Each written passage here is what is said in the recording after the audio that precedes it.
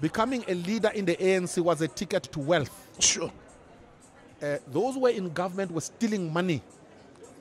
Yes. And having studied political parties in the world and systems in the world, we knew where it was going. That once you allow money to infiltrate yourself as a political party, and you allow your comrades, your cadres to steal with impunity, you are gone as a political party. We knew that this thing was dead. So at that time, we were listening to South Africans. They were making jokes about the ANC. They were no longer respecting leaders of the ANC. So we thought this thing was dead in the minds of South Africans. The only remaining thing was it for it to lose an election. And in the book, The Fall of the ANC, we predicted that the ANC was going to lose an election in 2024. Sure. Tell me if it has happened or not. People insulted us.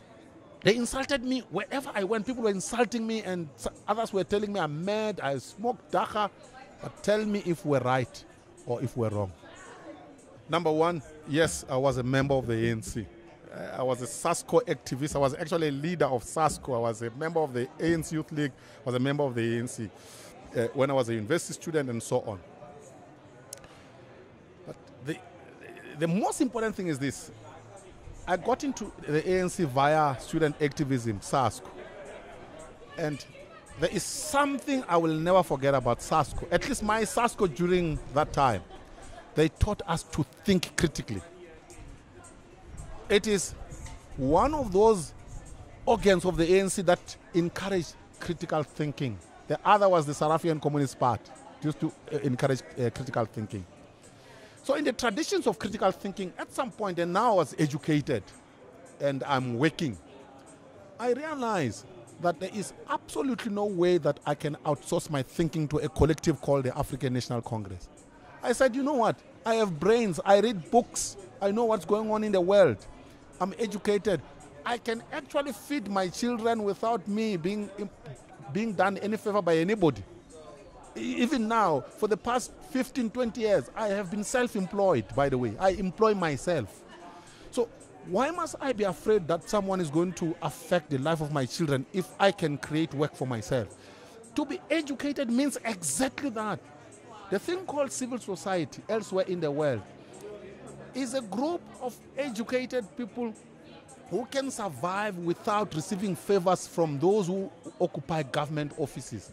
So I foresaw this thing long time ago. I said, I don't want to depend on this bunch. So I exited that space, number one. Number two, as a student of history, that is world history plus South African history, I knew when I took that decision to be critical and speak open, that actually I lived in a better society compared to the society that Mandela and them lived in. I mean, during apartheid, if you uttered a critical statement against or about the National Party at the time, you would be arrested that evening, or killed that evening, or go to jail that evening.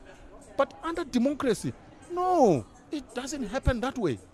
If you kill me, you will be investigated, and chances are you'll end up in jail if you came to kill me. But also if you kill me, you're not going to kill ideas. So I knew that I was living in a free society. Lastly, in relation to this, is this. Yeah. So I understood South Africa to be a laboratory. The new South Africa to be a laboratory. That it would become what we make of it. And I felt privileged that I can decide what kind of a society I want to see in the future. Do I want to see a society where people speak freely, or do I want to see a society where people speak with fear? I said I want to see a society where people speak freely. And if I want to see that, I must practice it myself. That's why I took a decision to do so. Death threats. Yes, I have received death threats. And I rarely speak about this thing. There was a time when an intelligence operation was unleashed upon me. I was shown a thick file about my life. Spies went into my village in Agincourt, somewhere in Bushbuck Ridge, and I was shown this, and there were options placed on the table, and I knew that. But it didn't deter me.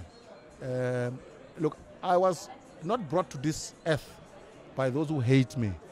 I'm never going to be taken out of this earth by those who hate me. So nobody somewhere determines my fate. So that's my attitude.